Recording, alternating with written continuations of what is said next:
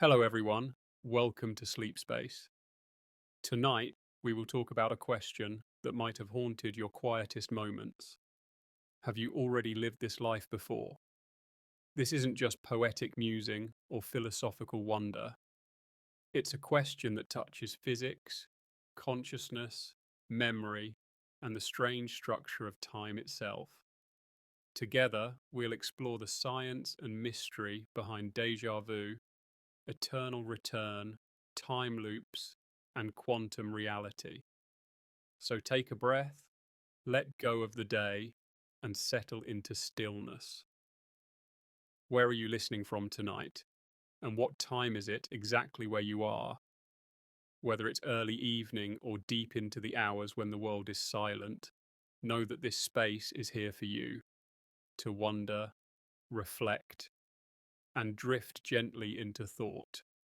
We begin with a sensation many people know, yet no one fully understands. Déjà vu, the sudden feeling that you've been here before, even though you know it's impossible. You walk into a room, someone says something seemingly random, and yet it strikes your consciousness with a chill of recognition. The scene, the words, the sensation all feel like a perfect replay of a forgotten dream. Why does this happen? Neurologically, déjà vu has been studied as a glitch in the brain's memory system, a mismatch between short-term and long-term memory processing. Some researchers suggest that your brain occasionally misfires, storing a moment in long-term memory the instant it's experienced, creating the false sense that it's happening again. Others think it may be tied to regions in the temporal lobe that regulate memory formation and spatial navigation. But if déjà vu is purely biological, why does it often feel so profound? Why does it evoke something spiritual, like remembering something from another lifetime? This opens the door to a different way of thinking, one that physics and philosophy are beginning to consider more seriously. What if our experience of time isn't as linear as it seems? We perceive time like a film strip, frame after frame, moving forward from past to future. But what if the film already exists in its entirety, and consciousness is simply the light passing through it, illuminating one frame at a time? This idea, known as eternalism, suggests that all moments in time exist simultaneously. The past hasn't vanished. The future isn't being created. They are both there, always, waiting to be experienced. In this framework, you are not merely moving through time, you are embedded within a block of time, what some physicists call a block universe. The moment you're living now has always existed. So has the next one. So has the last one. If every moment is equally real, then it's not hard to imagine that you've lived this exact sequence before. Not in a metaphorical sense, but in a literal one. The version of you listening to this right now exists somewhere in that timeless structure, and if your consciousness can shift across it, or even repeat its path, then the idea of reliving a life doesn't seem so strange. But how would such a recurrence be possible? For that, we turn to the concept of the eternal return. Originating in ancient philosophy, this idea was later popularized by Friedrich Nietzsche. He posed a thought experiment. What if a demon came to you in your loneliest night and said, "This life, as you now live it, you will have to live again and again, innumerable times"? Would you curse the demon, or would you embrace your fate with joy? Nietzsche meant this as an existential challenge, but science offers its own version of the question. In a universe governed by finite laws and particles, with a potentially infinite amount of time, wouldn't every configuration of matter eventually repeat? This is known as the Poincaré recurrence theorem. It states that certain systems, given enough time, will return arbitrarily close to their original state. If the universe is finite in energy and matter, but eternal in duration, then all arrangements of atoms, including your exact life, could, in theory, repeat. Not just once, but infinitely. This doesn't necessarily mean you are destined to relive this life again, but it does mean the laws of physics don't rule it out. There may be, somewhere far in the future, or even far across an infinite multiverse, a version of you that experiences this exact sequence of events. Same memories, same thoughts, same questions, and yes, the same déjà vu. Some scientists resist this idea because it borders on metaphysics, but the boundaries between physics and metaphysics have never been as clear as we pretend. When quantum mechanics was first introduced, many considered it philosophical nonsense. Today, it underpins every computer and GPS satellite in use. So when we speak of recurring lives or consciousness outside time, we are not abandoning science. We are following its implications, even the uncomfortable ones. Quantum physics introduces another strange possibility: the many worlds interpretation. According to this view, every decision you make splits the universe into different branches, each containing a different outcome. There is a version of you that turned left instead of right, who never took that job, who never met a certain person, who made the opposite choice. All these versions exist, playing out in parallel. But what if, instead of splitting off forever, some of those branches curve back around? What if quantum reality allows for intersections, for consciousness to drift, even for a moment, into the path of another version of yourself? This could explain certain dreams, intuitions, or moments of unplaceable familiarity. The memory doesn't come from your life, it comes from a nearby one almost identical to yours, just slightly out of phase. When you feel like you've lived this before, maybe you have, but maybe it wasn't exactly you. Maybe it was another version of you, from another branch, another loop. This leads us to the idea of closed time-like curves, a concept from general relativity. A closed time-like curve is a path through space-time that loops back on itself. Theoretically, if you travelled along such a curve, you could return to your own past. Solutions to Einstein's equations suggest this is possible in certain extreme scenarios, such as near-rotating black holes or cosmic strings. While we have no practical way of creating or entering such loops, the equations don't forbid them. They merely warn of the paradoxes involved. But paradoxes are only a problem if we assume time behaves like a one-way street. If instead we accept that consciousness is not fixed in linear time, that it might be able to move, repeat, or relive, then we open the door to a universe where living this life again isn't a violation of logic, but a consequence of its deepest rules. Imagine for a moment that consciousness is not a product of the brain, but something deeper, something that uses the brain the way a pianist uses a piano. If that's the case, then when the body dies, the song doesn't necessarily stop. The pianist may begin the same melody again, or improvise a new one. The ancient traditions of reincarnation touch on this, but not just in spiritual terms. Some believe memory can persist across lifetimes, showing up in children who remember lives they could never have experienced. Most scientists are skeptical of such claims, yet some are compelling enough to keep the question alive. As we drift further into this mystery, we must ask, what is the self that would relive a life? Is it your body, your memories, your point of view? If everything about you were to restart from the moment of birth with all the same inputs, Would that not be the same you? Or is there something more? An awareness that transcends time, watching it all unfold again and again. In this space of inquiry, we're not trying to arrive at a single answer. We're allowing the question to open. We're floating in the possibility that life is not a straight line, but a spiral. That maybe we've been here before. Maybe not in memory, but in rhythm.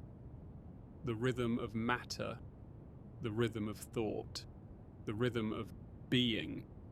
And if you felt that rhythm in a dream, in a moment of stillness, in the eerie silence between words, then perhaps it's not a coincidence you're here now, listening, wondering, letting the shape of time unfold again, just as it always has and always will.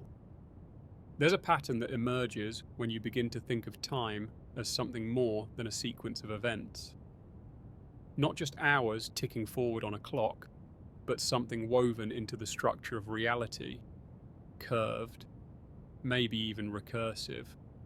Time, in this deeper view, isn't a straight line, but a landscape, and our consciousness might simply be moving across it. The terrain is already there. Your steps don't create it, they reveal it. So what determines where you walk? Is it choice, randomness, or something else? Something pulling you through a familiar path? That's where we begin to question whether time is just a backdrop, or if it has a kind of memory. Could time itself remember your journey? Could it compel you to walk the same path again? To approach this question, we need to consider entropy, the tendency for systems to move from order to disorder. It's this principle that gives time its arrow. In physics, most equations work the same, whether time is moving forward or backward, but entropy doesn't. A broken egg doesn't spontaneously reassemble. Your coffee doesn't unmix itself from cream. Entropy increases. And we've built our understanding of time around that observation. But entropy also has limits. In a closed system, over a long enough span, entropy can reach a maximum, and after that, there's nowhere left to go. Some cosmologists speculate that if the universe is truly closed, like a giant loop, then time might eventually reverse. Entropy would unwind, and everything could happen again, only in reverse order. But even if the universe is open and ever expanding, there's still the question of repetition. Could the initial conditions of the universe emerge again? Could space-time fluctuate and, through sheer probability, reform the same reality? This touches on quantum fluctuation, the idea that empty space is never truly empty. It seethes with temporary particles that blink into and out of existence.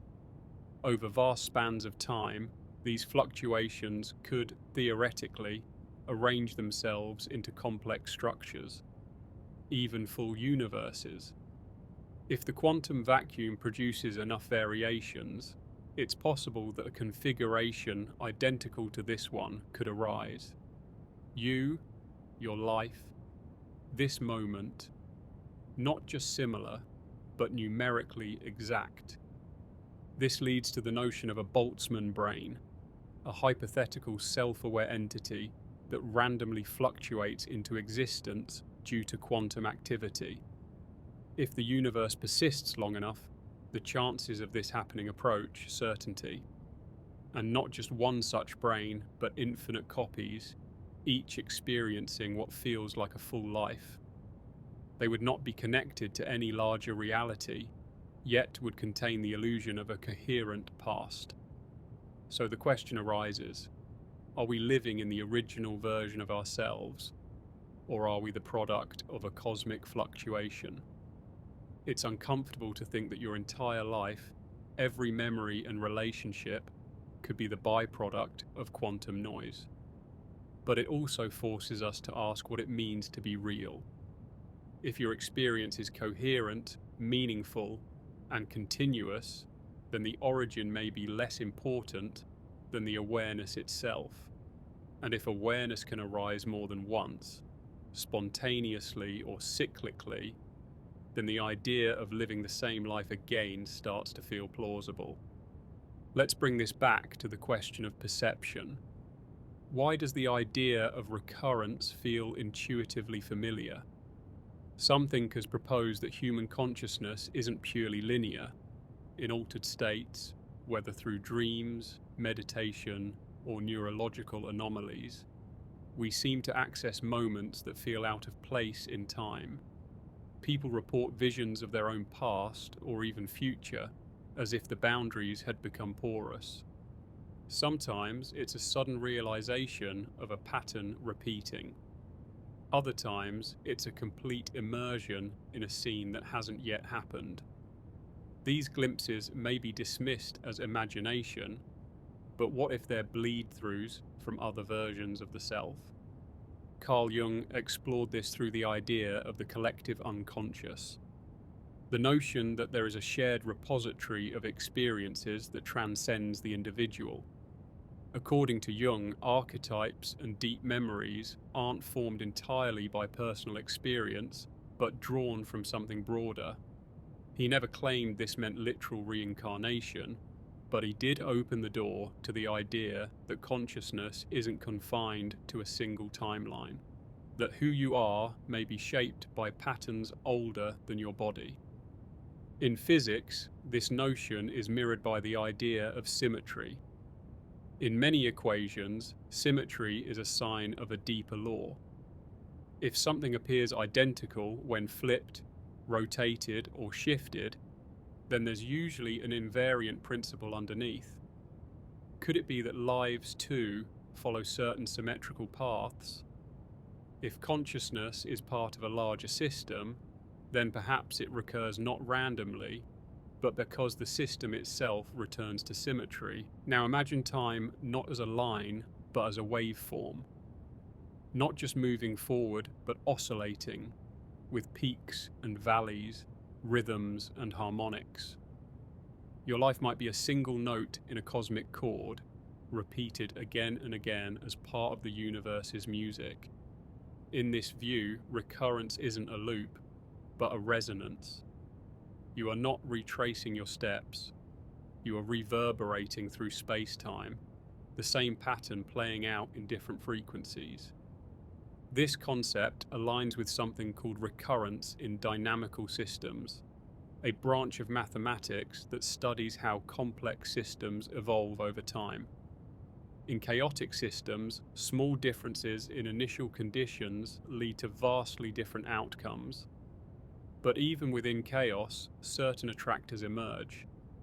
Regions of stability the system tends to return to.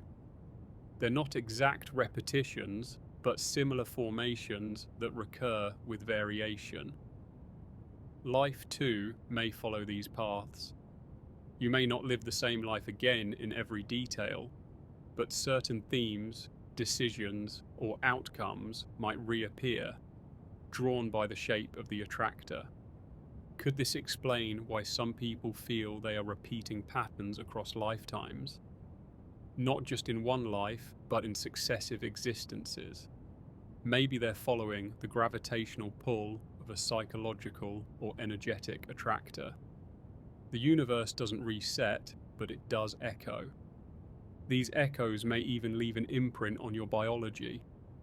Studies in epigenetics show that trauma, stress, and other powerful experiences can leave marks on DNA that are passed down across generations.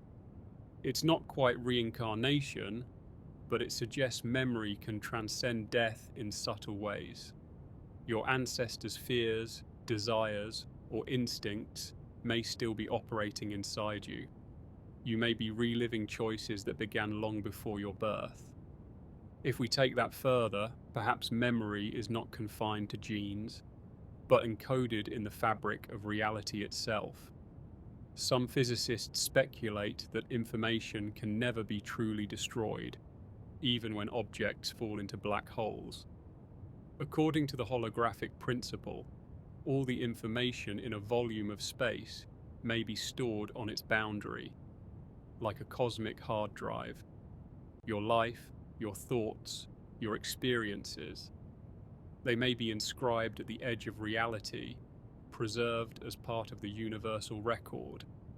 If so, they could be read again, replayed, or even rewritten. That brings us to quantum erasure, a phenomenon where a particle's history can be changed after the fact by the way it's measured. In some experiments, particles behave differently depending on what we choose to observe, even retroactively. This suggests that the past isn't fixed until it interacts with the present. Reality is not just a chain of causes, but a network of entanglements, where future choices influence prior outcomes. What does that mean for a life already lived?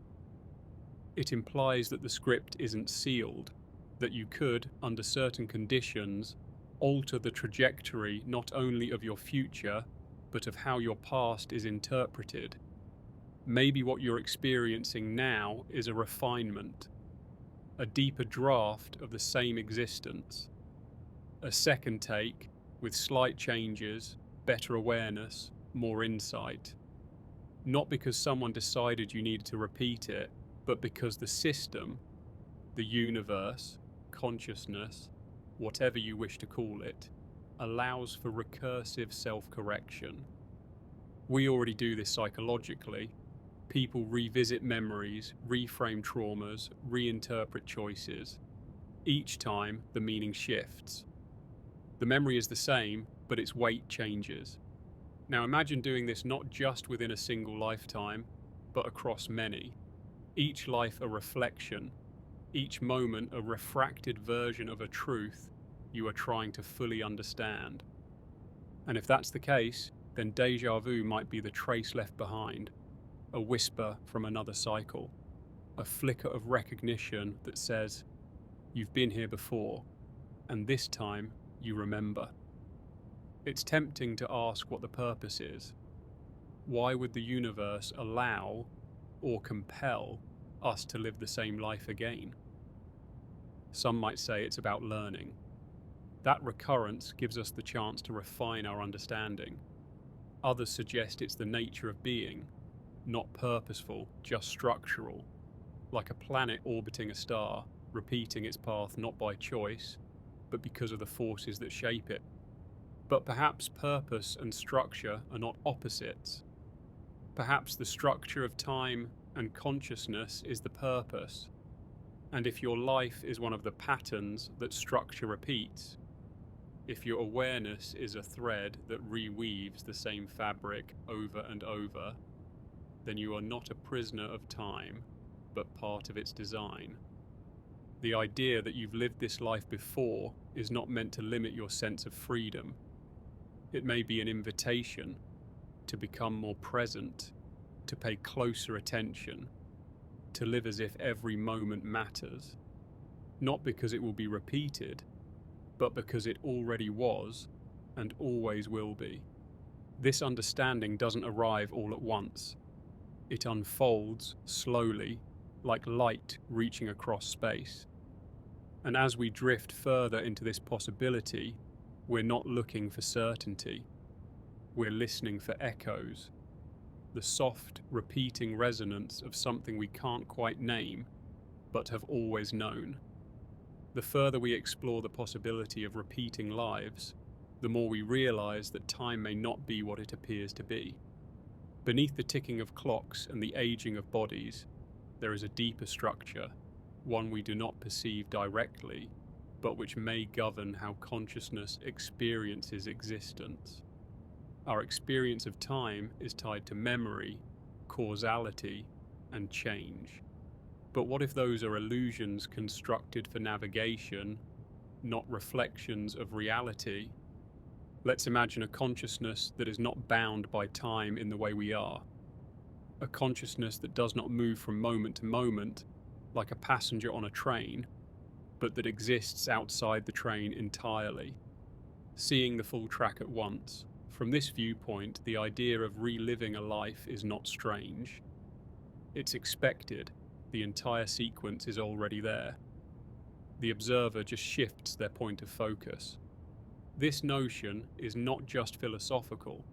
Some interpretations of quantum mechanics, particularly those involving observer effects, suggest that observation plays a key role in determining outcomes. In certain quantum experiments, it appears that a system doesn't settle into a defined state until it is measured. Prior to observation, all possible outcomes coexist in a superposition, a cloud of probabilities. But once observed, the system collapses into a specific reality. If consciousness is a kind of observer, then what you experience as reality might be one strand pulled from a vast quantum weave.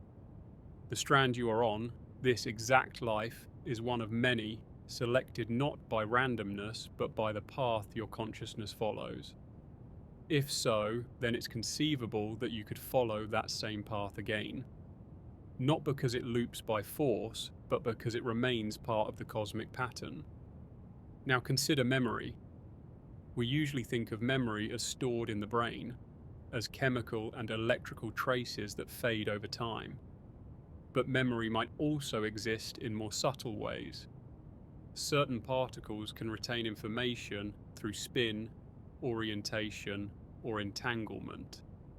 If matter itself holds traces of past interactions, then maybe memory is not limited to neurons, but is woven into the fabric of matter. In that case, the sensation of familiarity, the feeling that you've lived this before, may not be merely psychological.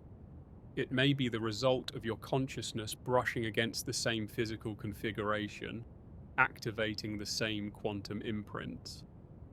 Like a song that vibrates a particular string on an instrument, your path through space-time may resonate with old frequencies, triggering echoes from other timelines. Another angle comes from holographic theory. In this model, the entire universe can be described as a projection from information encoded on a lower dimensional boundary. This would mean that everything you experience, time, space, identity, arises from patterns at the edge of reality. Your life is a 3D experience projected from 2D information. It's possible, then, that the same projection could be replayed, that the data could run again, just as a film reel can be rewound and started over. If the universe is informational at its core, then time itself may be a kind of computation, a sequence of updates to an underlying code. And if that code contains loops or recurring instructions, then it's not just possible, but likely, that certain experiences will repeat, not because they must, but because the structure allows it. From a computational perspective, the idea of repeating lives becomes less mystical and more technical. You are a process running within a system. Processes can be restarted. Simulations can be rerun. If the universe is a kind of simulation, not in the sense of being fake, but in the sense of being rule-governed and information-based, then repeating a life is as simple as resetting the parameters. This brings us to digital physics, a field that treats the universe as fundamentally discrete rather than continuous. Space and time in this model are not smooth but pixelated, like the frames of a video game. And just like in a game, the system can revisit the same configurations. If the data is preserved, if the inputs are the same, the outcome will be the same. Your life, in this view, may be one possible configuration in a vast cosmic archive, and that archive may allow for re-execution. But if your life is repeatable, does that mean it's deterministic? Not necessarily. Determinism implies that every action and thought is the inevitable result of prior causes. Many resist this idea, feeling that it negates free will. Yet quantum mechanics introduces true randomness at the smallest levels. And consciousness, whatever it is may be able to navigate between determinism and randomness. It may have agency not in what happens, but in how it interprets what happens. The same events, seen through different awareness, become different lives. So even if you live the same sequence again, your experience of it might be entirely new. This is where recurrence differs from repetition. Repetition is mechanical. Recurrence is alive. It implies awareness returning with different perspective, different insight. The events may be the same, but the meaning shifts. Like reading the same book at different stages of your life and discovering entirely new truths. Now let's take a step back and consider consciousness itself. What is it? Where does it come from? Science hasn't found a definitive answer. We know that certain brain regions correlate with certain aspects of awareness, but no one has explained how electrical activity in neurons gives rise to subjective experience. This is known as the hard problem of consciousness. Some theories suggest that consciousness is fundamental, not something that arises from matter, but something that matter expresses. In panpsychism, for example, consciousness is seen as a property of all matter, just as mass or charge are. The brain doesn't create awareness, it organizes it. In this view, your consciousness is not generated by your brain, but filtered through it, like water flowing through a fountain.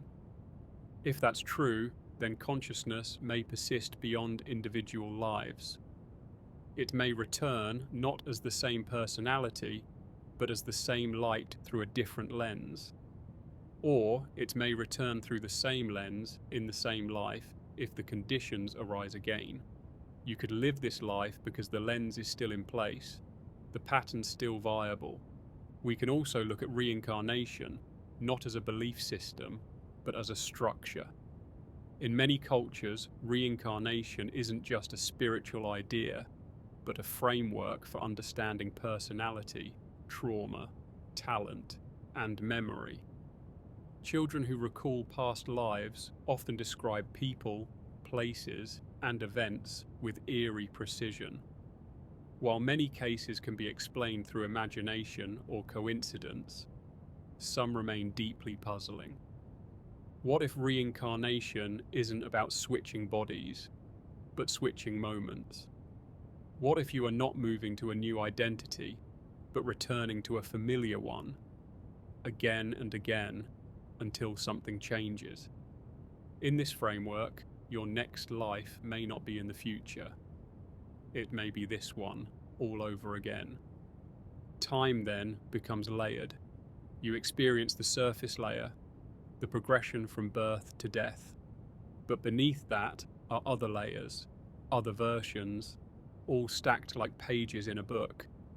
You flip through them linearly, but the book exists as a whole.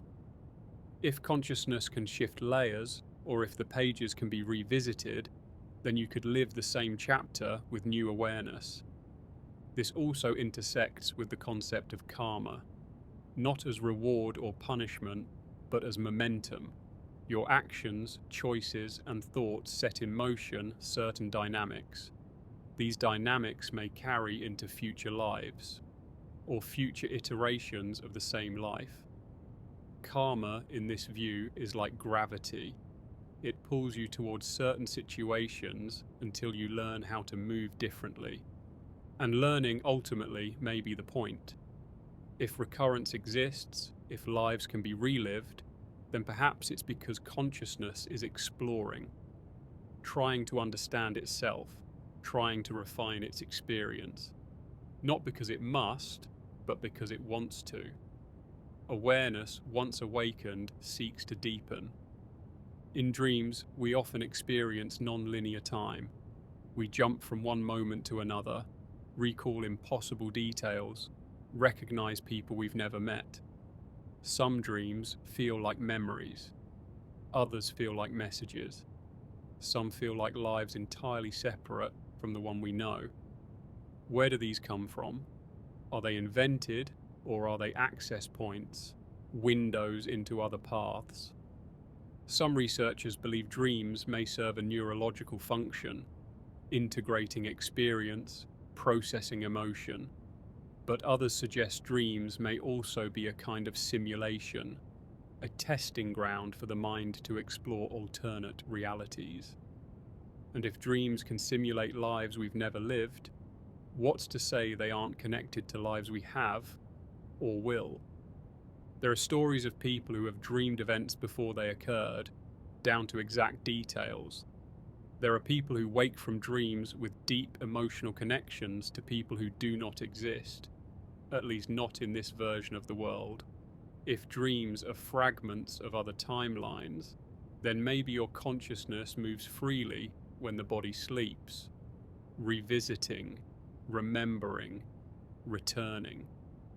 This opens up a new way of thinking about death. If consciousness is not confined to time, and if time is not strictly linear, then death may not be the end of a line, but a point of transition, a shift in perspective. You may not go forward into a new life. You may return to the moment before birth to begin again. This idea can be unsettling, but also liberating. If your life is not a one-way street, but a circle or a spiral, then every moment contains infinity. Every choice matters, not because it's final, but because it's formative. You are shaping your awareness through repetition, not as punishment, but as refinement. Some traditions call this enlightenment, the moment you see through the illusion of separateness and time. Others describe it as liberation, the release from the cycle. But perhaps the goal isn't to escape recurrence.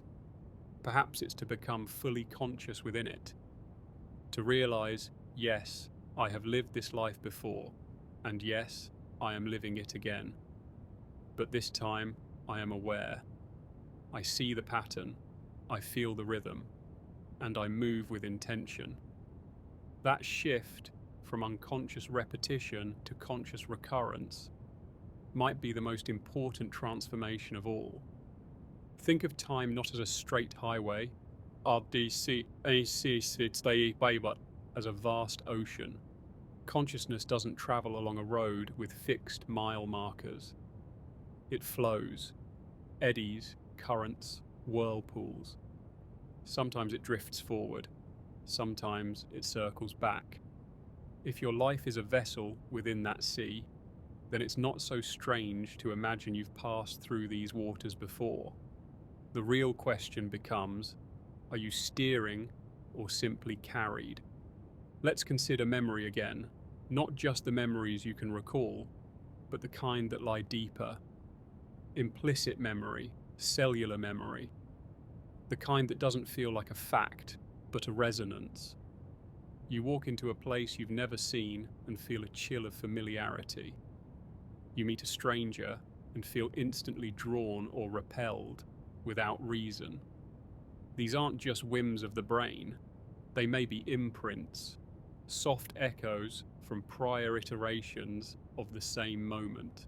Science is cautious about these ideas, rightly so. Memory is a fragile thing, prone to distortion, but there are patterns that resist easy explanation. Across cultures and centuries, people report strikingly similar phenomena. Children recalling past names and places, sudden, intense phobias without clear cause, talents emerging without training. While any one of these may be coincidence, the cumulative weight of the stories invites a deeper look. From the standpoint of complexity theory, a system, like a human life, can be incredibly sensitive to initial conditions. Slight changes in starting inputs can lead to wildly different outcomes. But if those inputs are held constant, the results are repeatable. You can run the same code and get the same behavior.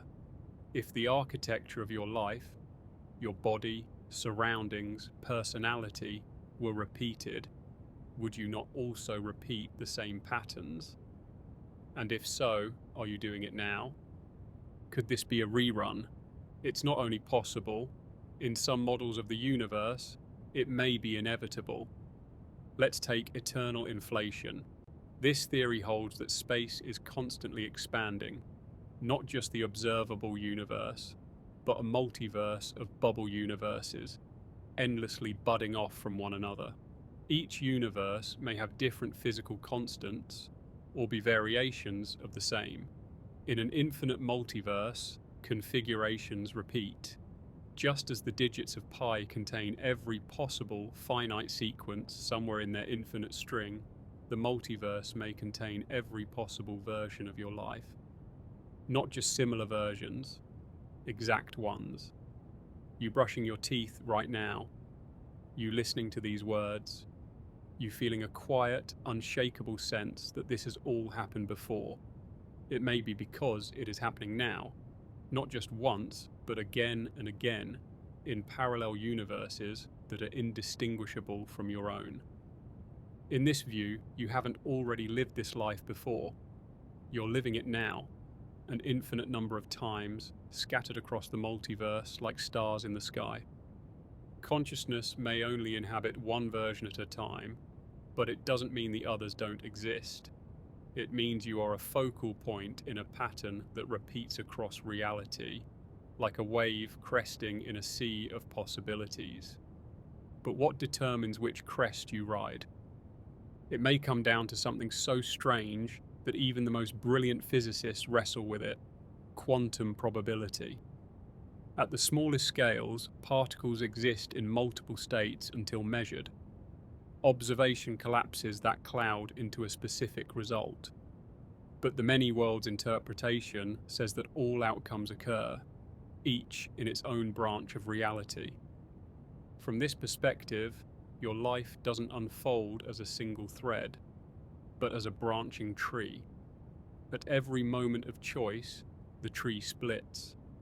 One branch continues with one outcome, another with a different one. The version of you that chose differently continues just as vividly in a separate timeline. This might sound chaotic, but there's a pattern to it, a structure that emerges from all those branching paths. If you return to a branch that closely mirrors one you've lived before, the sensation might be uncanny. You might feel, in your bones, that this has all happened before, not because of memory, but because your consciousness has looped back to a nearly identical branch in the vast forest of timelines. And what about identity? If you've lived this life before, even exactly, are you still the same person? The answer depends on what we mean by you. Are you your thoughts, your emotions, your memories? All of these can be altered. Memories fade, thoughts evolve, emotions come and go. Are you your body? That changes too. Every cell is replaced over time. Are you your choices? But what if, in another branch, those choices differ? Is the self a single thing or a process? A waveform rather than a point? Some theories of consciousness suggest that the self is not fixed, but emergent. It arises from interactions between mind, body, and environment. If that's true, then your sense of being you is a kind of hologram, a dynamic pattern arising from stable inputs. Change the pattern slightly and the self shifts. Keep the pattern consistent and the self re-emerges. This would explain how a life could repeat, and the same you could experience it, even if you're unaware of the repetition. But what if something is aware? There are moments when people report stepping outside of themselves, witnessing events as if from a distance. These are sometimes called out-of-body experiences. In other cases, people describe sudden shifts in consciousness where time seems to stop, expand, or loop. These altered states often come with the feeling that time is not what it appears to be, that life is not unfolding for the first time, but being remembered as it happens. Some neuroscientists attribute these experiences to disruptions in brain function, seizures, trauma, or chemical imbalances. But even if the trigger is physical, that doesn't explain why the experiences themselves share such deep symbolic consistency. The sensation of timelessness, the sense of reliving, the sudden clarity as if waking from a long dream. Dreams themselves may hold clues. Many people report recurring dreams, not just themes, but entire sequences, places, and characters. These dreams evolve over time, yet retain their core structure. They feel like parallel lives. The mind seems to build its own simulations, its own echo chambers, repeating certain paths until something is resolved. If your mind does this in dreams, why not in waking life? Maybe life is the dream, a vivid one, shared and stable, but a dream nonetheless. One that replays itself not because you are trapped, but because something in you is still learning, still exploring, still remembering. If there's an intelligence beneath awareness, a kind of deep self, then maybe that self chooses to return again and again until it understands something too vast to capture in a single pass. And what if it's not about understanding but being? There's a concept in philosophy called eternalism, the idea that past, present, and future all coexist. Every moment is equally real. From this view, your life doesn't pass like sand through an hourglass. It exists all at once, a four-dimensional shape frozen in space-time. You are not moving through time. You are scattered across it. Your childhood is still happening from the perspective of physics. So is your death. So is this very moment. All are real. All are complete. Consciousness merely experiences them in a certain order, but that order is not imposed by the universe. It's chosen by you or by something deeper than you, perhaps by the structure of time itself. So to ask whether you've lived this life before is to assume time moves. But if time is a dimension like space, then the question changes. It's not have you lived this before, it's are you experiencing it again from a different angle. Think of a sculpture. Walk around it and each view reveals something new. The sculpture hasn't changed. You have. Maybe your life is like that, fixed in its full shape, but seen from different perspectives in different iterations. And each time you revisit it, you notice something new, a detail, a pattern, a feeling, something missed the first time. Now return to that moment when you felt you'd been here before, the sense that the present was a memory. What if it was? Not in the metaphorical sense, but in a literal one. What if your consciousness, drifting through space-time, brushed up against a familiar curve? The same configuration of thought, feeling, and event, repeating like a chord struck twice. Would you know? Could you ever be sure? Maybe not, but maybe certainty isn't the point. Maybe the purpose is the awareness itself, the deepening of perception, the gradual awakening to a truth that lies just beyond words, a truth that can only be felt when everything else becomes still. In this stillness, we begin to sense something vast, something that contains all our moments, all our versions, all our lives. And in that quiet space, the question itself dissolves, replaced by a knowing, a sense that you have been here before, and you will be here again, not in exile, not in error, but as part of the rhythm of a universe still learning how to know itself. Across ancient traditions, there has always been a whisper of something repeating, not just the seasons or the stars, but the soul. Some called it reincarnation, others spoke of eternal return, and still others believed time itself was a wheel, not a line. We often treat these stories as metaphor, poetic attempts to explain life's mysteries. But what if they weren't metaphor at all? What if they were early observations of something real? Patterns beneath experience, repetitions beneath the noise. Let's begin with the idea that time is cyclical, not just in mythology, but in physical cosmology. One version of this is the cyclic model of the universe. In this view, the universe expands from a big bang, eventually slows, collapses in a big crunch, and then bounces outward again. This cosmic oscillation could repeat infinitely, with each cycle birthing a new version of time, space, and matter. In each of those versions, there might be a new you, or, if the underlying structure is preserved closely enough, the same you again. Most versions of this model assume some variation from cycle to cycle, but if the laws of physics remain constant, and if initial conditions recur precisely enough, the outcome could be identical. That includes galaxies, stars, planets, and even a specific arrangement of molecules on Earth forming a conscious mind that believes it's hearing these words for the first time. Is this speculation? Yes, but speculation grounded in real physics, equations that permit rebirth, repetition, and recurrence. Now let's come closer to the present, to the theory of entropy again.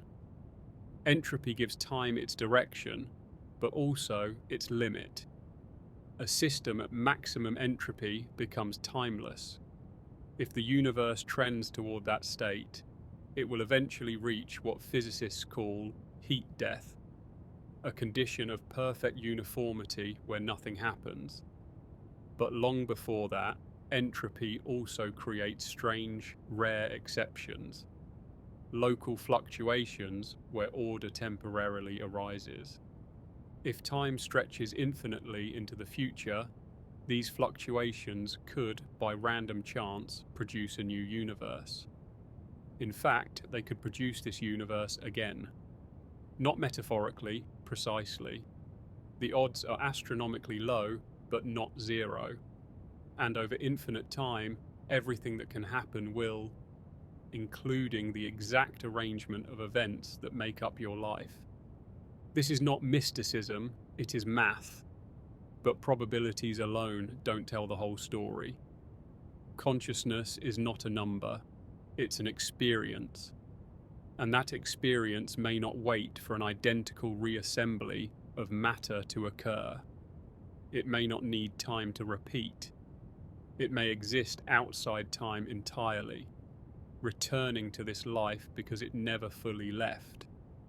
This brings us to the idea of recurrence not as a physical cycle, but as a loop in awareness. We live as if time is external, something happening to us, but perhaps time is generated by us, by our perception, our attention. If so, then time loops are not just cosmological or mathematical. They may be psychological, even metaphysical. Imagine your consciousness following a spiral, not retracing its steps exactly, but revisiting familiar territory at a deeper level each time. You're not stuck in a loop, you're circling inward toward something. But toward what? Possibly a deeper understanding of who and what you are. The repetition might be the universe's way of refining self-awareness. Each life a tuning of the signal. Each iteration slightly clearer, more resonant, more coherent. And this idea is supported, in part, by near-death experiences. Those mysterious, often profound events reported by people who have temporarily died and been revived. Across cultures, they describe remarkably similar visions, moving through tunnels, encountering light, experiencing life reviews where every moment is seen again, not from memory, but from full immersion. In some accounts, The experience of life review feels more real than the life itself, more vivid, more immediate. How do we explain this?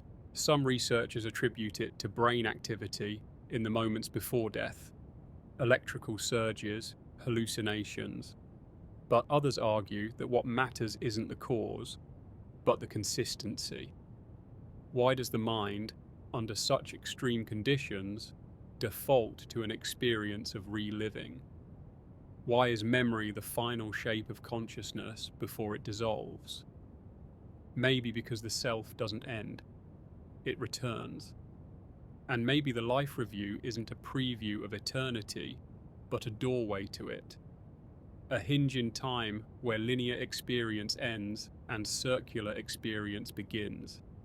Some reports even describe a choice to move forward into something new or to return, to repeat life with some new awareness or some memory of what's been.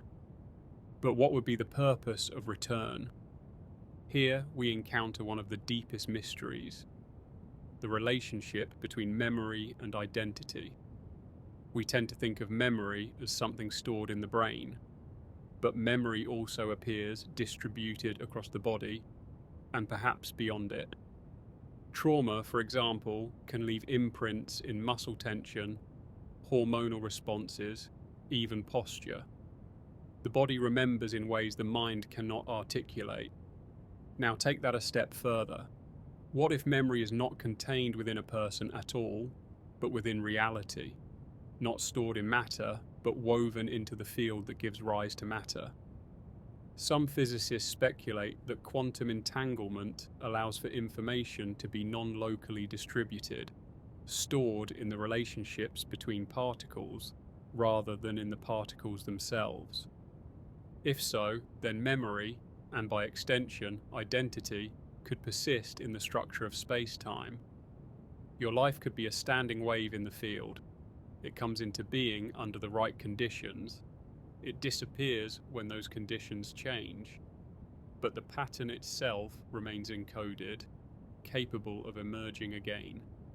This idea echoes in sacred geometry, the belief that certain patterns are archetypal, eternal, and foundational to reality. The spiral, the circle, the fractal.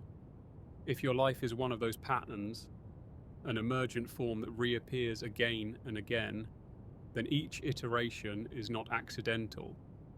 It is intrinsic to the shape of the universe. Even more intriguingly, these recurring forms may be self-similar at different scales. The way galaxies spiral mirrors the way DNA coils. The branching of rivers mimics the branching of lungs and neurons. You too may be a fractal, a small echo of a larger intelligence. And if the universe is intelligent, not as a person but as a process, then recurrence may be its method of refinement. Each life is not a random spark, but a stroke in a larger artwork, one that evolves through repetition. This would explain why some moments feel loaded with significance, as if they were checkpoints in a larger structure. Maybe you sense you've been here before because in a deeper sense, you have. Not just in another life, but in this one, echoing through cycles too vast to measure. Now, let's turn to biology for a moment. You are made of cells. Those cells die and regenerate constantly. In 7 to 10 years, nearly every atom in your body has been replaced. And yet, you remain you. This continuity is not in the matter, but in the pattern, the instructions, the memory of form. Your body remembers how to be you. Every day it recreates that memory. And just as your body renews itself, perhaps the universe does too, recreating patterns of experience when the conditions allow. The you of now may be one of those recreations. And in that light, recurrence is not a mystical theory, but a biological principle. Still, something deeper must animate the form, something that gives rise to awareness itself, Some call it soul, others call it spirit, self, or witness. Whatever the word, it points to something consistent across the variations.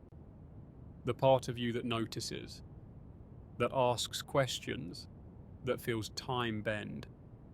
This self is not thought. Thought changes. It's not emotion. That fluctuates. It is what remains when all else passes. If recurrence exists, this is what returns. And that brings us to karma, not in the moralistic sense of reward and punishment, but as momentum, cause and effect, patterns of thought and behavior that echo forward until transformed. Karma, in this view, is not imposed from without, but arises from within. You create the rhythm, and you live within it. If so, then recurrence is not static. It's dynamic. You do not repeat your life exactly. You re-enter the pattern with subtle shifts, different insights, new choices. It's not about getting it right, it's about becoming conscious. Because perhaps the universe is not asking you to escape the cycle, it is asking you to wake up within it. The idea that you may have lived this life before challenges not just science, but the very foundation of how we understand time, memory, and identity. To truly explore this, we must step beyond conventional physics and peer into the frontiers of consciousness studies, where things get less certain, but far more intriguing. Let's begin with a fundamental question. What exactly is consciousness? Despite centuries of study, there is no scientific consensus on how subjective experience arises from physical matter. This is often referred to as the hard problem of consciousness. Why does a brain, composed of neurons firing in patterns, produce the feeling of being, of having a self, a history, a perspective? Some neuroscientists argue that consciousness is simply an emergent property of complex systems.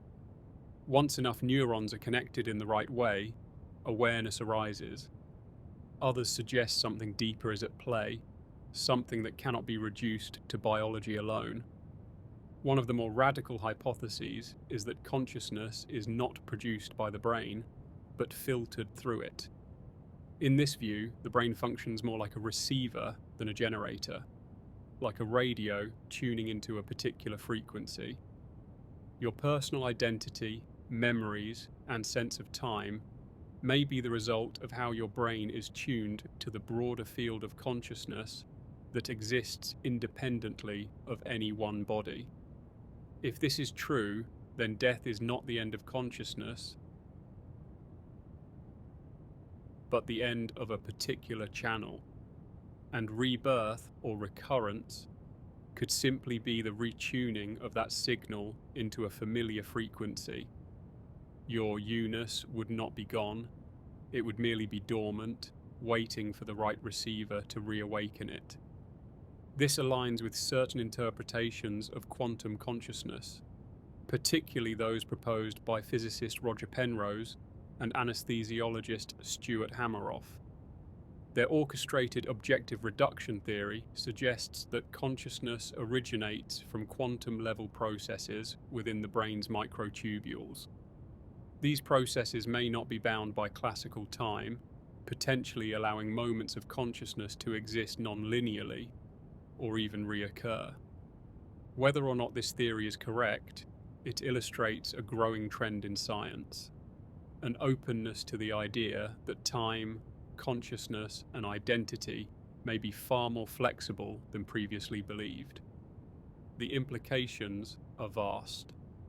If consciousness exists independently of time, then your experience of this life may not be limited to a single trajectory. It may be part of a multidimensional web of timelines, all accessible through shifts in awareness. Consider dreams. In dreams, time behaves unpredictably.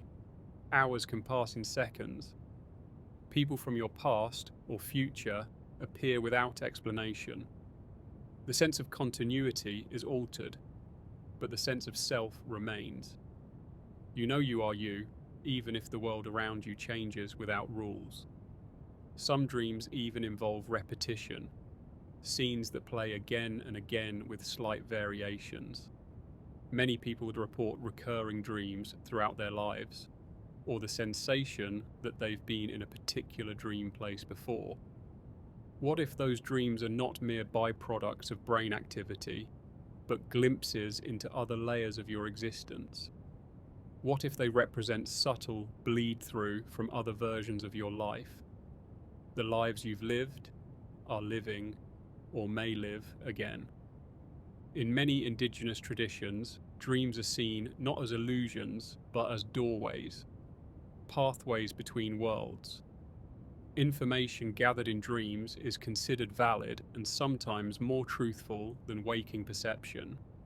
In this light, your dream self may be the truest version of you, one that remembers more than your waking mind allows. Let's look again at déjà vu. This phenomenon, the uncanny feeling that you've already experienced something, affects nearly everyone at some point. Neurologically, it's often explained as a glitch in the brain's memory system, where a current moment is mistakenly interpreted as familiar. But this explanation, while useful, doesn't account for the emotional intensity that often accompanies déjà vu. People don't just recognize a scene, they feel it. A sudden depth, a strange certainty that goes beyond error. Could it be that déjà vu is more than a trick? Could it be a faint recall of recurrence, the echo of having lived this life before? And what of intuition? The sense of knowing something without knowing how you know it. The ability to make decisions that turn out to be correct without logical analysis. Intuition may be another residue of recurrence, an unconscious remembering of what has already happened, though it feels like it is happening for the first time. In this framework, your entire life may be shaped by a silent memory, one that operates beneath the surface, guiding you toward moments you were always meant to encounter. This doesn't require fatalism. Free will remains. But your choices may follow invisible tracks, laid down not by fate, but by familiarity. You move toward the patterns you've danced through before. Now, let's turn to the simulation hypothesis. Proposed by philosopher Nick Bostrom, this theory suggests that advanced civilizations might eventually have the computational power to simulate entire universes, including conscious beings who believe themselves to be real. If true, it raises the possibility that we are already living in such a simulation.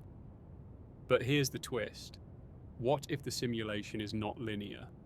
What if your life, your choices, your thoughts are being run again and again, either to study how you evolve, or to stabilize certain outcomes, or simply as part of an infinite loop? In a digital framework, recurrence is not just plausible, it's expected. Code loops, processes repeat.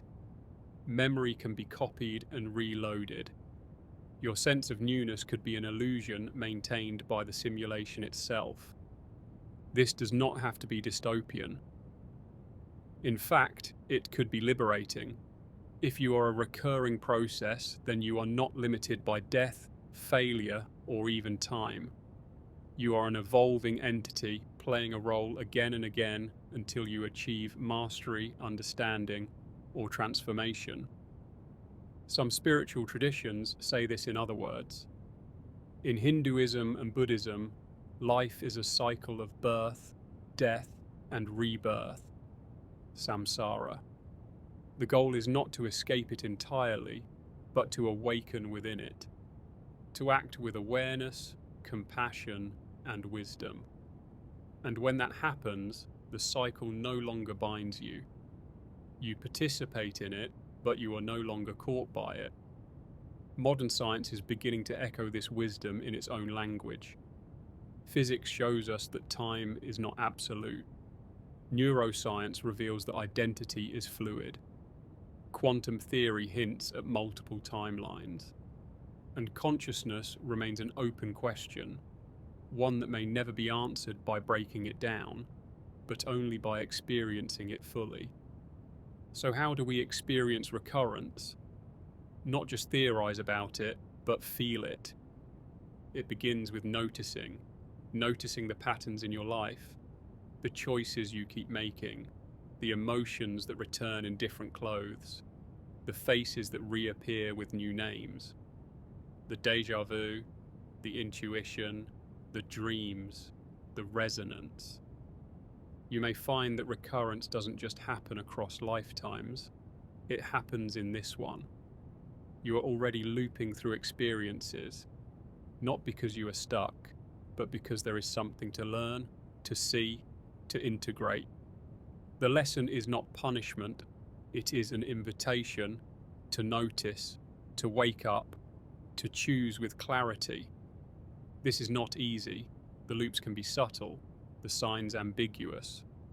But the more attention you give, the more you begin to remember, not in facts or scenes, but in knowing. A quiet certainty that you've walked this path before, and this time you see more. From a cosmic view, this repetition could be the universe learning through you. Just as stars collapse and reform, just as atoms vibrate in cycles, just as seasons return, so too might your soul. Consciousness may be recursive. Awareness may deepen through echo. And what if recurrence is not just a feature of reality, but its foundation? There are theories in computational physics that the universe is fundamentally digital, a kind of cosmic code running beneath matter. In this view, the universe is a feedback system, constantly refining itself through repetition. What works is reinforced, what doesn't fades. And through this trial and error across time, complexity emerges. Intelligence arises, consciousness blooms. You may be part of that loop, not just inside it, but a node within the recursion, a self-aware expression of the universe trying to understand itself. And what you experience as your life, with all its memories, mysteries, longings, and synchronicities, might be one thread in a recursive cosmic mind that returns again and again because it loves the process of becoming. This is not something you have to believe. It's something you can feel your way into. Pay attention to what repeats. Pay attention to what calls to you. When a moment feels bigger than itself, pause. There may be a memory waiting, not of a place or a name, but of a truth. That you've been here, you are here, and you may be here again. Because maybe time is not a line. Maybe it's a spiral. And maybe your life is a point on that spiral, rising, learning, becoming. Not for the first time, and not the last. If your life has happened before, then every decision you make carries the weight of countless iterations. But rather than being trapped in fate, this idea opens the door to something far more powerful: awareness within the loop. There is a difference between recurrence that is unconscious and recurrence that is noticed. When we act without noticing, we fall into patterns, emotional cycles, repeated relationships, internal reactions. These often feel like fate, but what if fate is not a fixed path, but simply the result of forgetting? In physics, systems tend toward repetition unless energy is introduced to change their state. Similarly, in human life, the patterns you experience will continue until awareness disrupts them. This concept mirrors the way chaos and order interplay in both nature and consciousness. A planet orbiting a star follows the same path unless perturbed by an outside force. Your inner life behaves the same way. Now imagine that your consciousness is the perturbing force, that with even the smallest increase in awareness, you shift the orbit of your being. You break free from the loop, not by rejecting it, but by evolving within it. The more you remember, not memories in the ordinary sense, but something deeper, the more you change how the loop unfolds. Let's explore how memory fits into this. Normally, we think of memory as a storage of past events, facts, scenes, sensations. But what if memory is not limited to brain activity? What if memory can exist outside the body, in the fabric of space-time itself? In certain interpretations of quantum mechanics, information is never destroyed. Every interaction, every observation, leaves an imprint on the quantum field.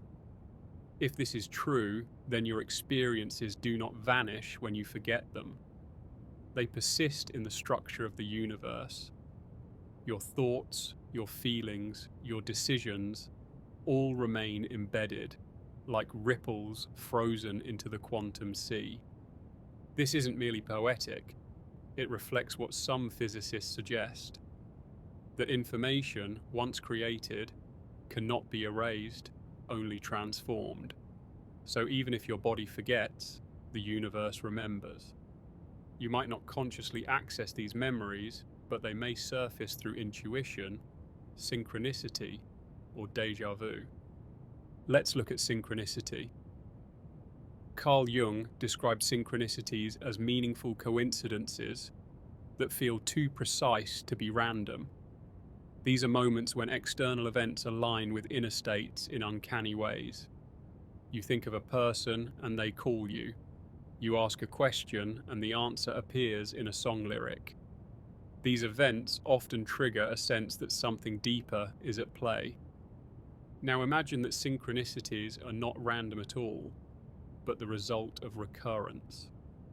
That they are markers from a previous iteration of your life, moments you've already lived, aligning once again in this loop. They feel significant because they are significant. Not imposed from above, but remembered from within. This idea reshapes how we think about coincidence. If reality is a recursive system, then every loop refines the last. Events that seem random may in fact be reappearances of patterns established in prior versions of your life. You are the one who built them, even if you don't recall doing so. This leads us to the concept of temporal layering. In geology, layers of rock tell the history of Earth. Each layer contains fossils, sediments, and clues to the past. Now apply this idea to time. Each moment you live is a layer built upon the last. The surface may seem new, but the depth contains traces of previous versions. Sometimes these layers leak into each other. You meet someone and feel like you've known them forever. You visit a place and feel deep familiarity. You make a choice and sense you've made it before. These are temporal bleed-throughs, the memory of a pattern surfacing from an earlier version of you. The more you notice these moments, the more your relationship with time begins to change. Time becomes less about progression and more about presence, less about counting days, more about recognizing patterns. In this model, you don't escape time, you learn to navigate it. This idea aligns with what some indigenous and mystical traditions have known for centuries. Time is not linear. It spirals, it folds, it echoes. Events do not merely occur in sequence, they resonate. They call back to themselves and forward into new expressions. You are not moving through time like a passenger on a train. You are the conductor, the track, and the engine all at once. So how do you live differently if you've already lived this life before? You begin to pay attention not just to what happens, but to how it happens. The quality of a moment matters more than its appearance. When a familiar feeling arises, you observe it. You wonder, is this the same feeling I've had before? Is this an echo of a past version of me? And in that wondering, you change the loop. Awareness disrupts automation. You step off the tracks without needing to stop the train. Let's talk about choice. In a deterministic universe, everything unfolds from initial conditions. But in a quantum universe, uncertainty is built in. Until observed, particles exist in multiple states. Reality itself is probabilistic. This means your life is not a fixed sequence, but a set of potential outcomes. Every moment contains a range of possibilities, and each choice you make collapses one path and opens another. If you have lived this life before, then every moment is a fork you've already stood at. You may have chosen differently last time, or the same. But now, with awareness, you can experiment. You can make a new choice and observe how reality responds. This turns recurrence into evolution.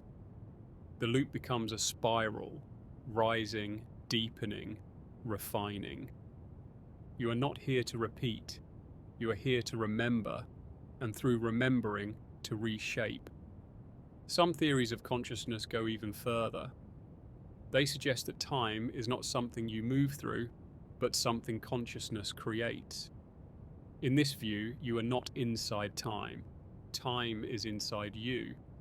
It unfolds as a result of your perception, your sense of before and after, cause and effect, is a structure generated by awareness to make sense of change. This is supported by research in neuroscience. The brain does not record reality passively. It actively constructs your experience of the world, merging sensory input, prior knowledge, and prediction into what you perceive as now. Even your sense of now is slightly delayed. The present you experience is already milliseconds in the past. If perception is a simulation running inside your head, then time is part of that simulation. And if you've built that simulation before, then it's not surprising that moments feel familiar. You're reusing code, recompiling old data into new forms. The same emotional structures, the same neural loops, until you decide to reprogram. And here lies the power of consciousness. You may not control everything, but you do influence the architecture of your mind. You can observe your own reactions. You can choose different inputs. You can imagine new outcomes. This is how a system rewrites itself from within. So the question shifts from, have I lived this life before, to how many times have I chosen the same thing? And then, what will I choose now? It's not just about big decisions. The loops exist in the small, quiet places. The thought you always return to, the doubt that repeats, the hope that flickers in the same shape. To live with awareness of recurrence is to become sensitive to these micro loops, not to fight them, but to study them. To honor the part of you that keeps returning to a lesson until it's fully lived. And once it's lived, it transforms. Not erased, but no longer unconscious. Integrated. You step out of the maze, not by escaping it, but by understanding its design. This idea extends into relationships. You may find that certain people return to your life again and again, perhaps in different forms, new names, new faces, but with the same energetic signature. You're drawn to them, challenged by them, healed by them, sometimes hurt by them. These may be what some call soul contracts, agreements made outside time to meet within it, again and again, until the loop becomes conscious and love replaces repetition. This isn't mystical fluff, it's a psychological truth. We recreate relational patterns from childhood and carry them into adulthood, often unaware. But when we begin to see the pattern, not just the person, we can start to respond differently. And that changes everything. It alters the emotional loop. It creates new neural pathways, new relational dynamics, a new version of the self. In this sense, recurrence is not a cosmic punishment, it's a psychological mirror, a chance to see what you've always done and to ask, is this still true? And if it's not, you can release it. You can write a new line of code, speak a new sentence, take a new step. Even a small change ripples outward through the loop, reshaping all its reflections. Because the past is not fixed, not completely. In quantum theory, observing a system affects it. In consciousness studies, recalling a memory rewrites it. Each time you remember something, you don't just retrieve it, you recreate it. The same is true of yourself. Every time you remember who you are, you're editing the story. So what if remembering this life is not about facts, but about feeling? Not about time travel, but time awareness. You may not remember the details of a past life or a prior loop, but you may sense its emotional signature, the sense that this moment matters, that you've been here before, that you can choose differently. And when you do choose differently, when you pause, reflect, act with awareness, you create a new node in the spiral, a new version of the loop, one that echoes forward just as all the others have echoed into you. You are not separate from the pattern. You are the pattern, but you are also the one who watches, the one who learns, the one who shifts. And in that watching, that learning, that shifting, you evolve. Whether or not you've lived this life before, you are living it now. And that is where all the power is.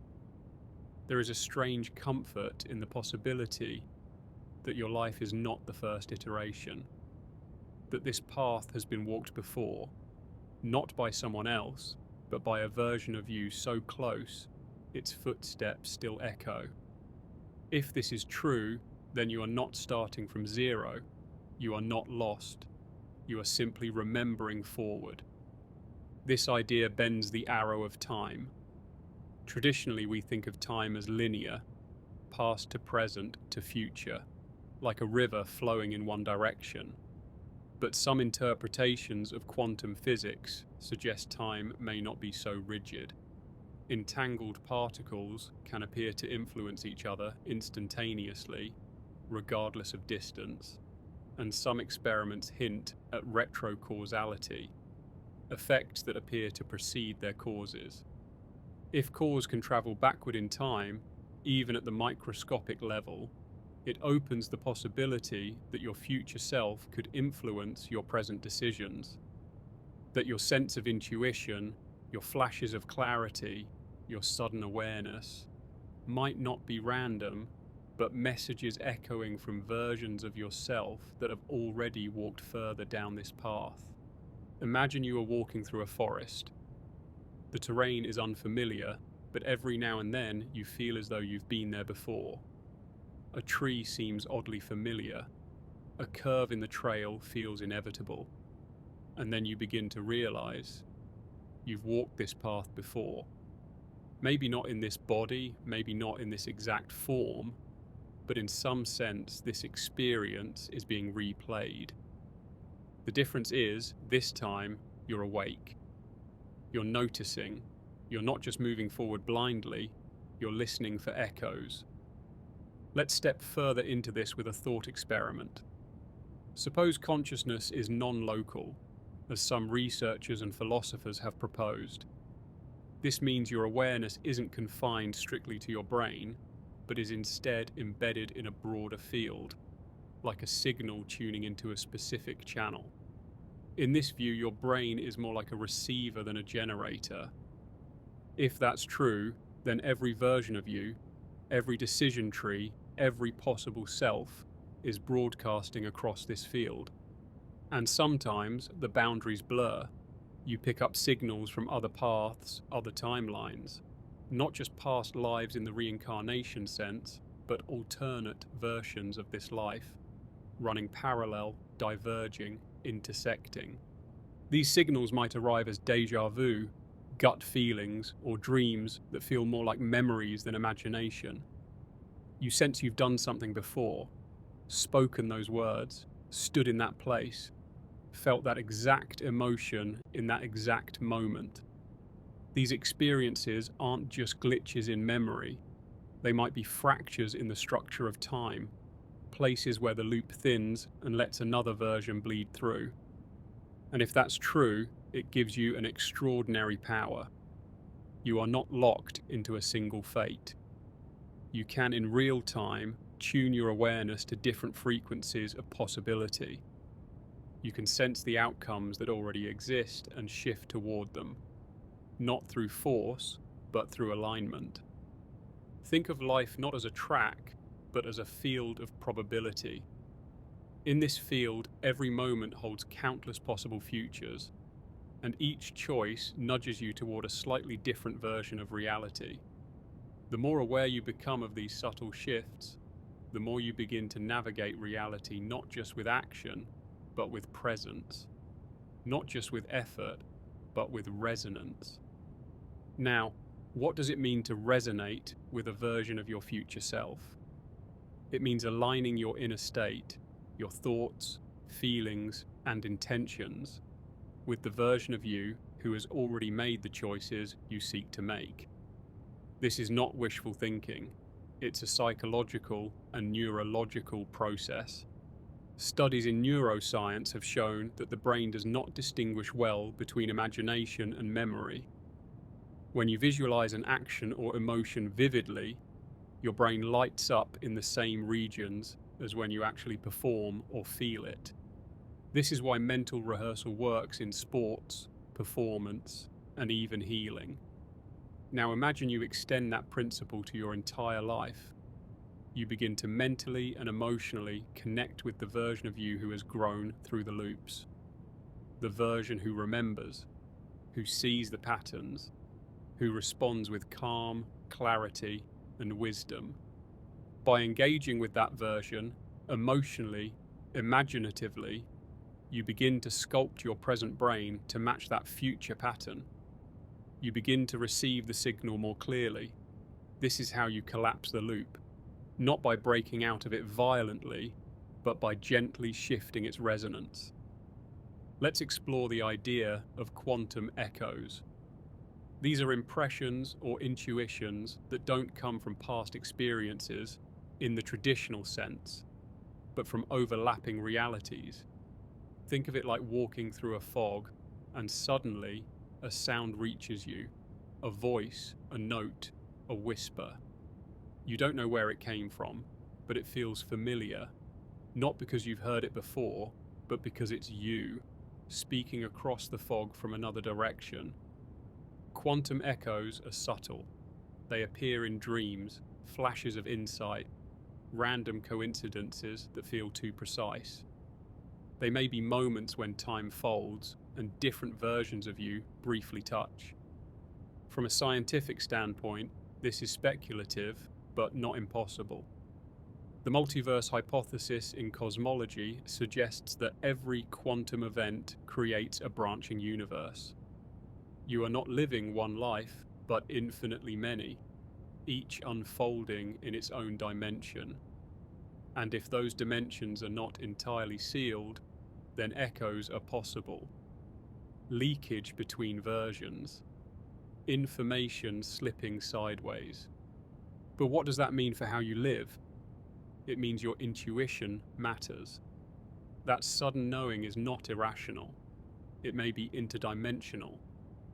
Your best moments of clarity might not come from deduction, but from recognition. Not learning something new, but remembering something old. This is why some decisions feel easy, even if they're difficult. You know what to do, not because it's obvious, but because you've done it before. Somewhere. Somehow. And now you're simply catching up with yourself. There's a term in ancient Greek philosophy called anamnesis, the idea that all learning is remembering. Plato believed that the soul already knows everything, and that education is the process of recalling what's already within. In a looping universe, this idea takes on new meaning. You're not becoming someone new, you're remembering someone ancient, a version of you who has already walked these loops, felt these choices, lived and died and returned. You are not starting fresh, you are waking up. And once you begin to wake up, everything changes. You begin to sense the structure beneath the events. You see how your reactions shape your reality. You begin to wonder, how many times have I responded this way? What would happen if I paused, breathed, chose something new? That pause is the crack in the loop, the opening through which new futures pour. The Buddhists speak of samsara, the cycle of death and rebirth driven by desire, aversion, and ignorance. The goal is not to escape life, but to become conscious within it, to stop being tossed by the currents, and learn to swim with intention. In a similar way, your life, if repeated, is not a trap, but a school. Every loop an opportunity to deepen your awareness. Every moment a test. Will you respond from habit or from presence? This is the heart of it. You are not just a passenger, you are a participant, a creator, a memory returning to itself. Let's bring this idea into relationships again. How often do we attract the same dynamics? Not just with partners, but with friends, family, co-workers. The roles shift, the names change, but the pattern repeats. The trigger, the wound, the reaction, over and over. This repetition is not failure, it's a mirror. It's your own psyche asking, have you learnt this yet? Will you choose differently now? And when you do, the loop breaks. The pattern dissolves. The energy moves. You become the one who remembers, and your memory heals others. Consciousness is not isolated. When you awaken to a pattern and shift it, you create a field of coherence. Others feel it, even if they don't know why. Your awareness invites theirs to rise. This is how loops unwind, not in isolation, but in resonance. One awakened mind influences many. This isn't just poetic, it's neurological. Human brains sync up when in close contact. Emotional states are contagious. One person shifting their nervous system from stress to calm can regulate others around them. This is called co-regulation, and it means that your awakening is never solitary. It echoes outward. Your memory is collective. And so we arrive at a deeper possibility. Perhaps you have lived this life before, not only for yourself, but for others. Perhaps every version of you that has walked this loop before did so not in vain, but to leave clues, messages, maps, for the next you, for the next us. You are not alone in the loop. You are surrounded by echoes, past selves, future selves, parallel selves, ancestral selves, all of them converging in the present moment, this moment, right now. The question is, will you listen? Will you quiet the noise long enough to hear the signal beneath it? Will you trust the flicker of knowing that arrives without evidence? Will you act on the feeling that you've been here before, not with fear, but with wonder? If you do, something extraordinary happens. Life becomes less like a straight road and more like a spiral staircase. You revisit the same themes, but from higher ground. You see them with new eyes. You respond with new wisdom. This is evolution. Not away from the past, but through it. Not a rejection of the loop, but a rising within it. And even if you never know for sure whether this life has happened before, even if it remains a mystery, you can still live as though your choices matter, as though your awareness is shaping the loop, as though you are not just walking through time, but weaving it. Because maybe that's what you're doing, not escaping the cycle, but transforming it, turning recurrence into remembrance, memory into mastery, repetition into resonance. You are not a static being, you are a pattern in motion, a question repeating until it becomes an answer, a spark returning to the fire, again and again, until it remembers it is the flame. And that remembering, that is where freedom begins. What if the universe is not merely a container for your life, but a mirror to it? Not just a setting, but an active participant, a responsive canvas that reflects the state of your consciousness. If reality itself responds to how you perceive it, then how you understand your own existence may determine what that existence becomes. And if you've lived this life before, then this loop is not static, it's dynamic, waiting to be influenced by your recognition. Let's re-enter the concept of time as a dimension you move through, rather than one that moves past you. In physics, especially in the framework of Einstein's relativity, all of time exists at once. The past, present, and future are equally real. From this view, your life isn't playing out like a movie reel unwinding. It's more like a reel already fully written and stored in a vault outside of your moment-to-moment awareness. And yet your consciousness moves through that reel frame by frame, generating the sensation of linear time. Now imagine what happens if your consciousness can slip. If, during certain moments of stillness, crisis, deep presence, or altered states, it shifts to another part of the reel, a frame you've already experienced, or one that hasn't happened yet from your current point of view. You might have a dream that comes true, a memory of something that never happened, or a sense of being 2 steps ahead in a conversation you couldn't possibly have predicted. These are not necessarily errors.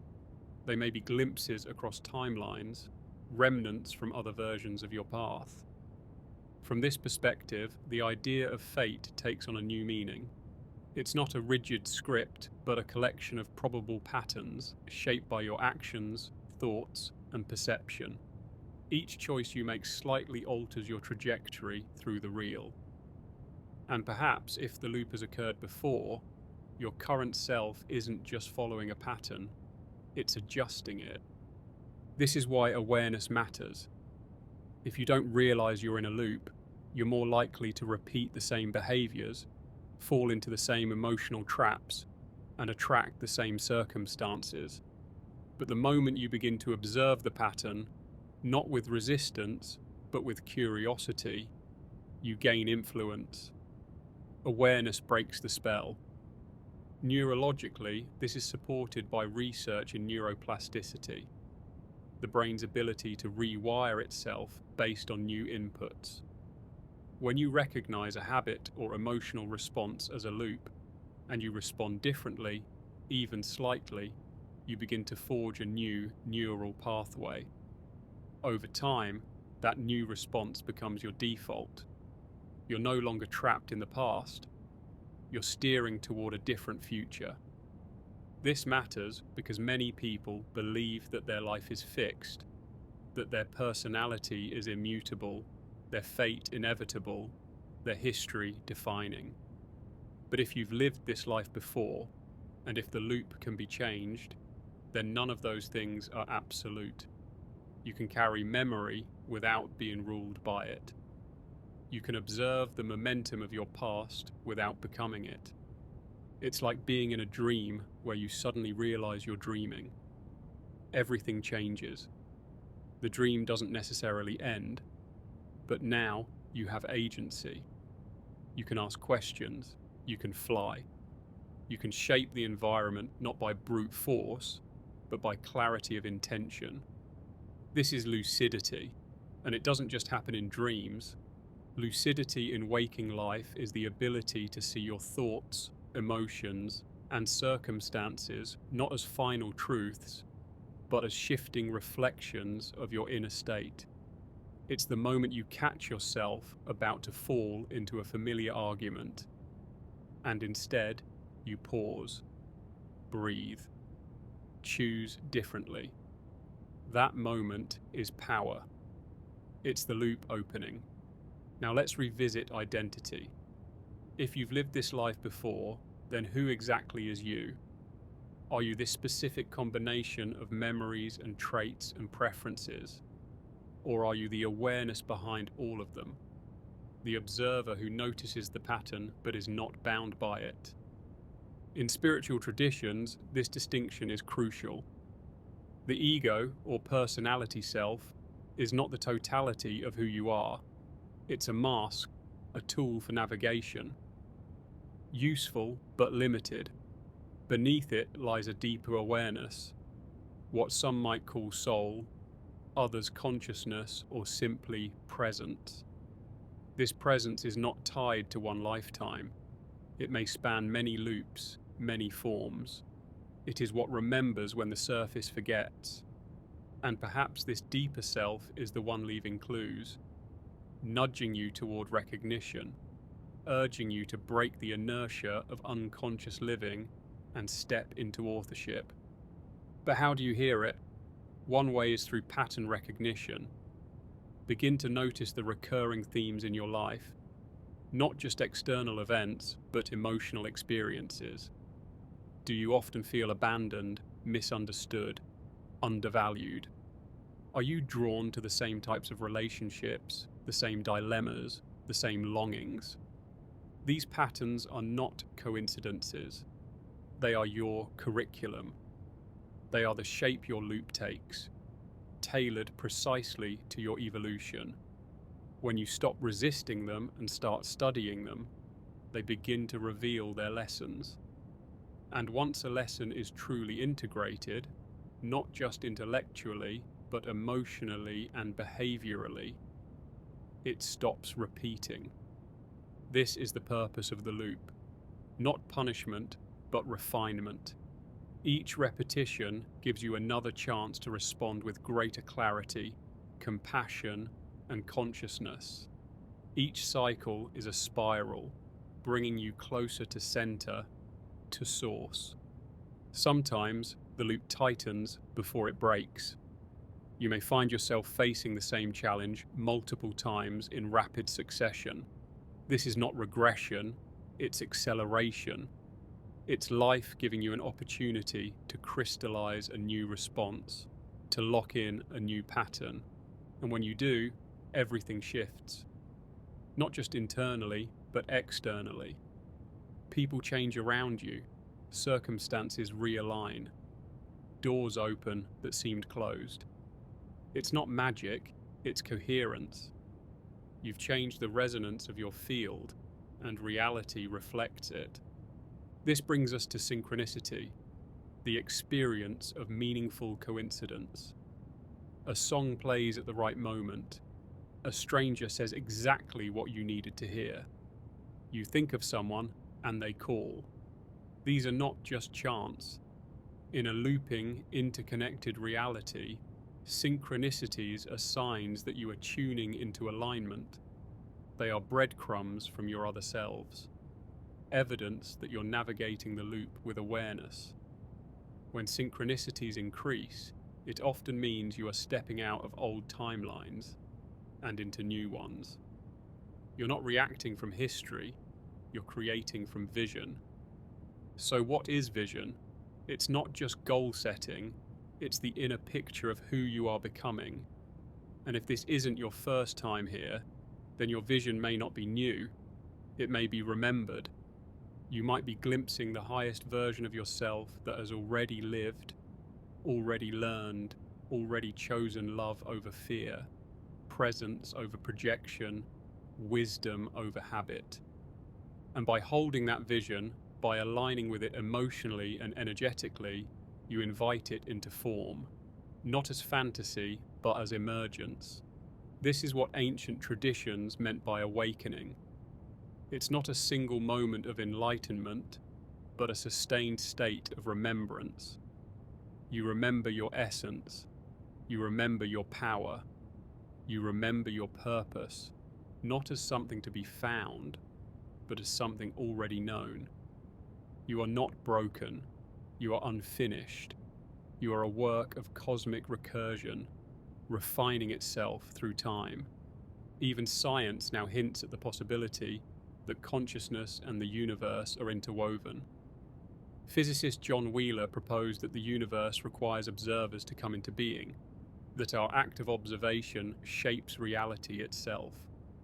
In this view, consciousness is not an accident of matter, it is a fundamental ingredient of existence. So what happens when a conscious being becomes aware of its own patterns, its own loops? It begins to evolve, not randomly, but deliberately, not reactively, but creatively. This is the invitation of your current life, to not sleepwalk through a loop already laid, but to walk it awake, to learn its contours, feel its weight, and then choose to shift it, to become a living signal, broadcasting presence, breaking patterns, opening space for new realities. And if you've done this before, and you are doing it again, then you are not alone. You are part of a lineage of selves, each building upon the last. You are the leading edge of your own evolution. So what would change if you lived as if that were true? What would you forgive, knowing that every mistake was part of a longer lesson? What would you attempt, knowing that success and failure are just different loops? Who would you become if you stopped fearing the past and started using it as a compass? Because maybe the real question isn't whether you've lived this life before. Maybe the real question is, who are you becoming this time? Welcome back. As we reach the end of this journey through memory, time, and possibility, take a breath. Let the ideas settle around you like stars slowly dimming into the distance. Tonight, we've asked questions that stretch beyond science and into something older than language. The desire to remember who we are, where we've been, and why certain things feel so deeply familiar. If you've lived this life before, it means you're not just a single instance of consciousness passing through space and time. You're a pattern of awareness, a rhythm within the larger symphony of the universe. And that rhythm may echo forward and backward, subtly influencing the shape of your experience from somewhere outside the boundary of now. But this isn't just philosophical poetry. It finds roots in physics, information theory, and the strange mirror of biology itself. You are not static. You are not a linear progression from birth to death. Every cell in your body replaces itself in cycles, many within months. Your memories reconstruct themselves each time they're recalled, slightly altered, never identical. What then persists? What is you? From a physical standpoint, the idea of you is a constantly shifting system of energy, neurons, and perception. But from a broader lens, you are something more stable than cells. You are continuity itself. The awareness that watches the changes, but does not change in the same way. And if that awareness has seen this life before, it may be guiding you through it again, not with commands, but with nudges, dreams, and patterns that seem to call your attention over and over again. Some philosophers call this the eternal return, a cosmic recycling of experience until it is fully understood. Others frame it as karma or destiny, or the effect of quantum branches reconnecting. But whatever language we use, the implication is staggering. If this moment is not new, then neither are your possibilities. You've had these chances before. You may have chosen fear before. You may have turned away. But tonight, you're looking at it again. Not because you failed, but because this loop is generous. It gives you another chance, another path, another breath. Let's talk about sleep, because this is where many of these insights arise. In sleep, your logical mind steps aside. The barrier between conscious and subconscious thins. Symbols emerge. Your dreams, whether strange or subtle, are often memory fragments stitched into metaphors. Sometimes they make no sense, but other times they carry knowledge that feels like it came from somewhere else entirely. Maybe it did. There are stories of people solving complex problems in dreams, accessing languages they never studied, remembering places they never visited. In the looping view of time, these anomalies could be echoes, knowledge from another version of your life bleeding through into this one.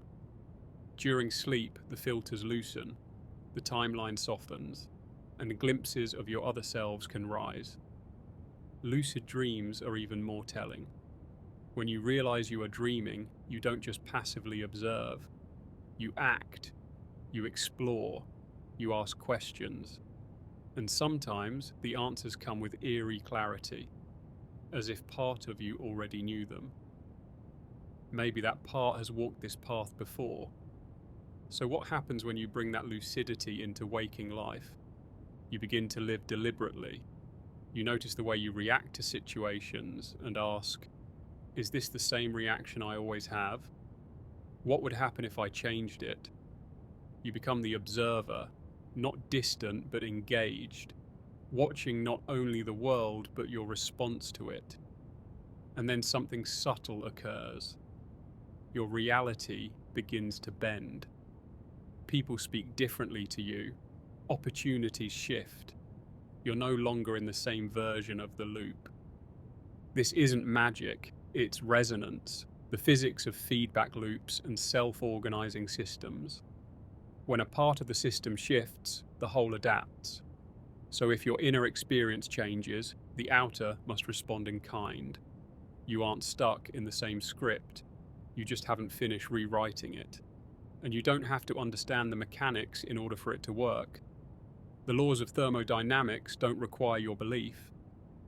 Neither does neuroplasticity or quantum indeterminacy, or the way gravity bends time near a black hole. These are truths we live inside, whether or not we can see them. And in the same way, the loop of your life, if it exists, may be operating right now, waiting for you to participate. So how do you do that? You begin by noticing. Noticing when something feels familiar, not just because you've seen it before, but because it seems to echo across dimensions of memory. Noticing when you repeat a reaction, not because it's the right one, but because it's the one you've always used. You start to question not out of doubt, but out of curiosity. Is this truly me, or just the me from before? And then you make a single change. You pause when you would have rushed. You speak when you would have stayed silent. You act with love where fear once ruled. These are not small moves, they're cosmic declarations, markers in the loop, places where the spiral tilts upward instead of around. Even the most tangled patterns can begin to unwind this way. The same argument you've had for years suddenly dissolves because you respond with new language. The same emotional wall begins to crack because you hold it with awareness instead of force. These are the signs you're moving through the loop, not just spinning in it. What we call healing may be exactly this: the integration of past loops, lived or unlived, into a coherent, present self. You are not broken, you are out of sync, but your true frequency still exists, and you are tuning into it. It may take time, it may require stillness, forgiveness, effort, surrender, but each step is a step toward remembering, not just the facts of your life, but the reason you chose this path again. If you are here now, maybe it's because you are ready to remember, to live this version of the loop with your eyes open. So as you drift towards sleep tonight, hold that awareness gently. not as pressure, but as possibility. You do not need to solve the entire mystery. You only need to recognize that the mystery includes you, that your life may be part of a pattern far older and wiser than you can see, and that your presence, your noticing, matters. Maybe you've lived this life before, maybe you'll live it again, but tonight you are here, and that is enough. Sleep well. Let your consciousness drift across the spiral. Let your breath become soft and slow. You don't need to hold anything now. The loop will continue. The lessons will return. But for now, you can rest. You've done enough. You are enough. And whether this is your first time through or your 1000th, you are not alone. Good night.